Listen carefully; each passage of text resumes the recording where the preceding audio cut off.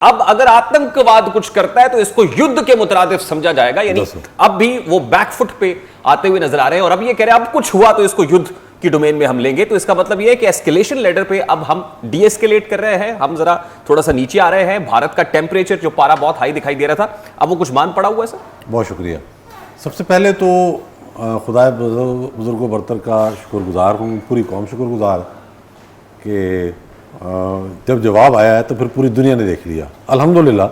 जैसे DJSPR ने कहा था कि जब हम एक्शन करेंगे तो खबरें आलमी मीडिया से आएंगी, वो मोदी मीडिया नहीं देगा। फिर रात टीवी पर लाइव था मैं, और ये भारत ने जिस तरह बुज़दिलाना तरीके के साथ नूर खान एयरबेस पे हमला किया, मुरीद एयरबेस पे हमला किया, शोरकोट एयरबेस पे हमला किया, वो सारी चीज़ें सामने आ रही थी और लोगों में गम गुस्सा बढ़ रहा था। उसके बाद जिस तरह से ड्रोन दाखिल किए, जब मैं अपने घर एंटर हुआ हूँ तो मुझे गार्ड ने बताया कि 10 मिनट पहले यहाँ ड्रोन जो है वो गिराया गया, वो उसका एक अलग शौक था।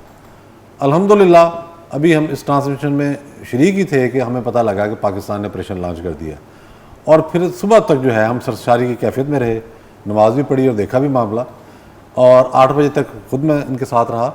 फिर जब दुश्मन के जो छक्के छुड़ाए गए हैं उससे इनको अंदाज़ा हुआ कि ये कितनी बड़ी गलती कर बैठे हैं।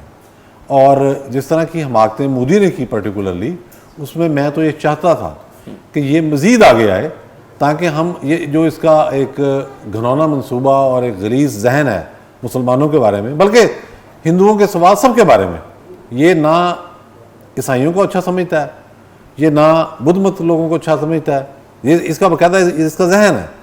दलित के बारे में, दलितों के बारे में भी इसकी एक पॉलिसी है, खुद अपने हिंदुओं को भी अच्छा नहीं समझता, ये इंसानियत का दुश्मन है, इंसानियत का दुश्मन है सादा अल्फाज में।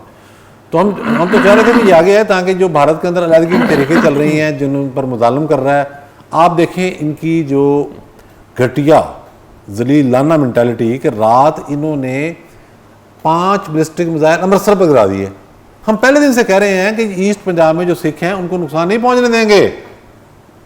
उससे पहले इसने 5 ड्रोन ननकाना साहब पे मारे, वो हमने गिराए। आप उसके बाद क्या किया इसने, वहां से इसने अफगानिस्तान पर भी मिसाइल दाग दिए।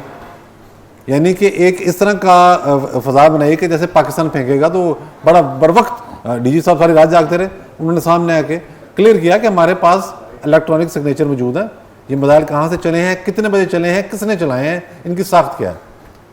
तो वो जाके वहाँ से मामला नाकाम हुआ। तो मैं समझता हूँ कि जो कुछ जिस तरह की परफॉर्मेंस पाकिस्तान ने दिखाई है जंगी मैदान में, उसने पाकिस्तान का वक़ार ना सिर्फ बतौर मुल्क दिफाई क़ुव्वत के हवाले से, बल्कि जंगी तारीख़ में जिन ममालिक की फोर्सेस ने गैर मामूली महारत का मुजाहरा किया है, उस हवाले से भी रकम करा लिया। There is no doubt about it.